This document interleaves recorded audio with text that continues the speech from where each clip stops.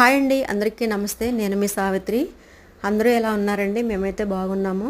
ఎండాకాలం వచ్చేసింది కాబట్టి కుండ తీసుకోవడానికని బజార్కి వచ్చామండి. నేను కుండ సెలెక్ట్ చేయకుండా పెత్తనాలు చేస్తున్నాను అని మా వారే చిన్న కుండ అయితే ఒకటి సెలెక్ట్ చేసేసారు. ఇదిగోండి, అందరూ ఇవే మోడల్ చూస్తూ ఉన్నారు. ఈ మోడలే బాగున్నాయి. ఇవి పెద్ద పెద్ద కుండలండి. ఇవి నేను మొయ్యలేను కూడా, వాటిని కడగడానికి కూడా ఇబ్బంది అవుతుంది. చిన్న కుండ తీసుకొని వాటర్ అయితే పోయించి లీకేజ్లు ఏమైనా ఉన్నాయేమోనని చూపించారు. లీక్లు అయితే ఏమీ లేవు. నేనైతే వంటకు సంబంధించిన పాత్రలు అయితే చూస్తున్నాను. ఈ వంట పాత్రలు చాలా బాగున్నాయి కదా, చాలా చక్కగా ఉన్నాయి. నెక్స్ట్ టైం వచ్చినప్పుడు తీసుకుందాంలే అని వచ్చేసాం. చాలా ఎక్కువ మంది ఉన్నారు అక్కడ.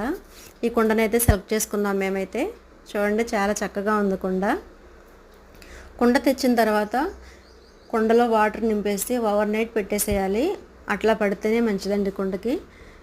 వెంటనే వాటర్ పట్టుకొని తాగకూడదు అనమాట. ఇలా ఓవర్ నైట్ పెట్టేసుకోవాలి కుండ నిండా నీళ్ళు పట్టేసి. నేను మధ్యలో ఒకసారి వచ్చి మళ్ళీ కుండను తడిపేశాను.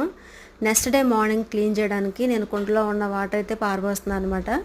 ఇదిగోండి, నేను కొబ్బరి పీచుతో కుండను క్లీన్ చేస్తున్నాను. కొబ్బరి పీచుతో క్లీన్ చేస్తేనే మంచిదండి, చాలా మంచిది. అలాగే క్లీన్ చేసుకోండి. స్క్రబ్బులతో క్లీన్ చేస్తే చాలా వరకు కుండ అందం పోతుందండి. ఆ మట్టి అంతా ఇంకా ఎక్కువగా పోతుంది. కాబట్టి నేను కొబ్బరి పీచుతో క్లీన్ చేశాను. చాలా బాగుంది. చూడండి, క్లీనింగ్లోనే ఎంత కలర్ అయితే వచ్చిందో, చాలా కలర్ వచ్చిందనమాట. ఇదిగోండి, మా బుజ్జి కుండ అయితే ఎలాగైతే ఉంది, నీట్గా ఉంది చక్కగా. పైకి తీసుకొచ్చేసి నేనైతే కెంట్ వాటర్ వాడతాం మేము. ఈ వాటర్ చాలా మంచిది కాబట్టి ఇవి కుండలో పట్టుకొని వాడితే ఇంకా హెల్దీ అనమాట.